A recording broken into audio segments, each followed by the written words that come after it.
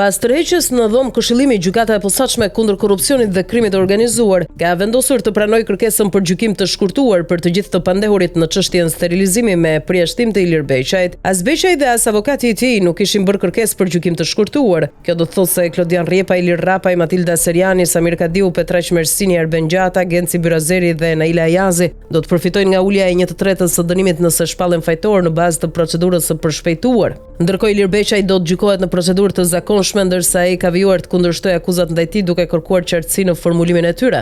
Sot në seancën e radhës për gjyqin mbi dosjen e sterilizimit me vlerë 100 milion euro në gjykatën e posaçme, i pranishëm ka qenë si i pandehur edhe ish ministri i shëndetësisë Ilir Beqa, që në këtë proces ndiqet në gjendje të lirë, por është i arrestuar për fondet e SASPAK. Gjatë seancës ku SPAK ka 9 persona të pandehur në dosje, ka folur edhe vetë ish ministri që pretendoi se është i pafajshëm, duke u bazuar tek një vendim i mëparshëm i ish prokurorisë së krimeve të rënda, ndërsa pretendoi se po akuzohet dhe gjykohet për vjedhje, por pa shifër, duke e cilësuar procesin edhe si inkuizicion. Ai vuri theksin të parimi i gjës së gjykuar, duke artikuluar edhe një vendim pushimi të prokurorisë së Tiranës më parë, edhe që për të janë pafajësi, bazuar edhe te vendimet unifikuese të gjykatës së lartë, i kërkova SPAK-ut të më jap një vendim të ish-krimeve të rënda që e kanë në arkiv. 5 herë kam kërkuar dhe s'madhane, mora tek kuvendis se ja kishin çuar komisionit hetimor. Ai vendim dhe vendimi i prokurorisë së Tiranës për mua janë pafajësi sipas parimit të gjës së gjykuar. Ka edhe vendime unifikuese të gjykatës së lartë, u shpreh ish-ministri në gjyq. Beqaj ka vijuar të argumentojë se nuk ka shifra dhe të dhënat ishin kontradiktore në dosje dhe vendimin paraprak. Akuzohen për vjedhje, por s'ka shifër, SPAK nuk ka bërë arsyetimin e akuzës së re që e pranoi nga gjykata.